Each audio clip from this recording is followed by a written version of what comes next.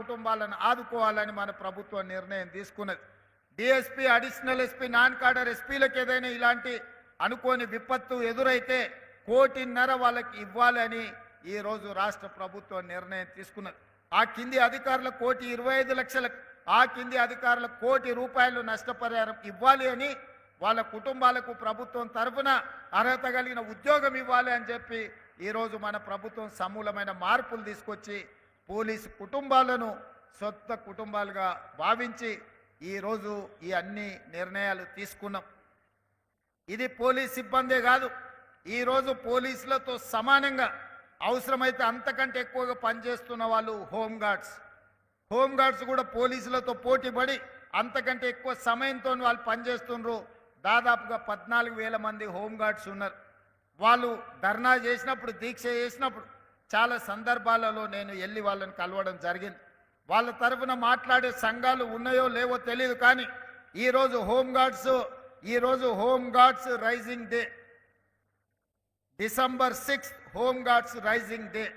మరి వాళ్ళకి ఏదైనా ఒక మంచి వార్త వినిపించాల్సిన బాధ్యత, వాళ్ళ సమస్యలు పరిష్కరించవలసిన బాధ్యత రాష్ట్ర ప్రభుత్వానికి ఉన్నది. అందుకే ఈరోజు వాళ్ళకి ప్రతిరోజు ₹921 డ్యూటీ ఇస్తున్నారు. వాటిని ₹1,000 పెంచడం ద్వారా వాళ్ళ యొక్క హానరోరియం ₹1,000కి ఈరోజు పెంచడం జరిగింది.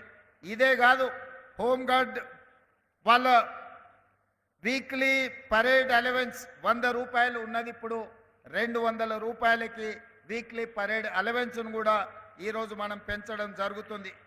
అదేవిధంగా వాళ్ళు ఎవరైనా ప్రమాదవశాత్తు కానీ ఏదైనా సందర్భంలో వాళ్ళు చనిపోతే వాళ్ళ కుటుంబాలకు ₹5,00,000 ఎక్స్ గ్రేషియా కూడా ఇవ్వాలి అని చెప్పి హోంగార్డ్స్ కుటుంబాలను కూడా ఈరోజు ఆదుకోవాలన్న ఆలోచన మన రాష్ట్ర ప్రభుత్వం చేసింది. హోంగార్డ్స్ ఎవరైనా ప్రమాదవశాత్తు అనుకోని దుర్ఘటనలలో ఎవరైనా ప్రాణాలు కోల్పోతే వాళ్ళకి ఇంతకుముందు ఎలాంటి నష్టపరిహారం లేదు. అందుకే ₹5,00,000 వాళ్ళకి ఇవ్వాలి అని ఈరోజు రాష్ట్ర ప్రభుత్వం నిర్ణయం తీసుకున్నది. అదేవిధంగా వైద్యానికి సంబంధించి కూడా వాళ్ళ బాధలు ఉన్నాయి. వాళ్ళ కనీసం ఎలాంటి వైద్య సౌకర్యం లేదు. ప్రభుత్వ ఉద్యోగస్తుల కోసం ఈ హెల్త్ కార్డు ఇవ్వడానికి ఒక విధి విధానం తీసుకొస్తున్నాం. వాళ్ళతో పాటు హోంగార్డ్స్ కూడా ఇస్తాం. రాజీవ్ ఆరోగ్యశ్రీ లాంటి మెరుగైన వైద్య సహాయాన్ని హోంగార్డ్స్కు అందించడానికి రాష్ట్ర ప్రభుత్వం ఆలోచన చేస్తున్నది.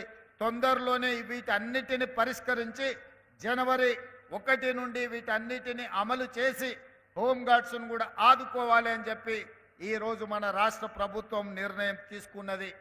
అందుకే ఈరోజు హోంగార్డ్స్ నుంచి డీజీపీ వరకు వాళ్ళు గంటలు లెక్క పెట్టకుండా రోజుకు 24 గంటలు వాళ్ళు డ్యూటీ చేస్తూ వాళ్ళు సమాజంలో శాంతి భద్రతలను కాపాడుతున్నారు. దాంతో వాళ్ళు వాళ్ళ పిల్లల చదువుల మీద కుటుంబానికి సమయం ఇయ్యలేకపోతున్నారు. కుటుంబానికి సమయం ఇయ్యలేని పోలీసు అధికారుల పిల్లలు, అది డీజీపీ కావచ్చు, హోంగార్డ్ కావచ్చు, అన్ని హైరార్కీలో వాళ్ళ పిల్లలకు సరైన విద్య, సరైన ఉద్యోగ ఉపాధి అవకాశాలలో వాళ్ళకు కొంత అన్యాయం జరుగుతుంది. అందుకే నేను ఈరోజు ఆలోచన చేసిన, నేను డిఫెన్స్ కమిటీలో కూడా మెంబర్ నుండి పార్లమెంట్ సభ్యుడిగా ఉన్నప్పుడు నేషనల్ డిఫెన్స్ అకాడమీ లెవెల్లో, లేకపోతే సైనిక్ స్కూల్ లెవెల్లో, లేకపోతే ఈరోజు కేంద్రీయ విద్యాలయ లెవెల్లో పోలీసులకు కూడా స్కూల్ ఉండాలని యంగ్ ఇండియా పోలీస్ స్కూల్ అని చెప్పి గ్రేహాండ్స్ దగ్గర 50 ఎకరాల స్థలాన్ని కేటాయించి అంతర్జాతీయ ప్రమాణాలతో ఏ కార్పొరేట్ స్కూల్లో కూడా ఇంతకంటే మంచి విద్యా ప్రమాణాలకు ఉండే విధంగా ప్రతి కార్పొరేట్ స్కూల్తో పోటీ పడే విధంగా హైదరాబాద్ పబ్లిక్ స్కూల్ని తలదన్నే విధంగా ఈరోజు యంగ్ ఇండియా పోలీస్ స్కూల్ని వచ్చే అకాడమిక్ ఇయర్ని మనం ప్రారంభించుకుంటున్నాం. 50 ఎకరాలలో ఈ యంగ్ ఇండియా పోలీస్ స్కూల్ని మనము ఏర్పాటు చేసుకుంటున్నాం. ఇందులో హోంగార్డ్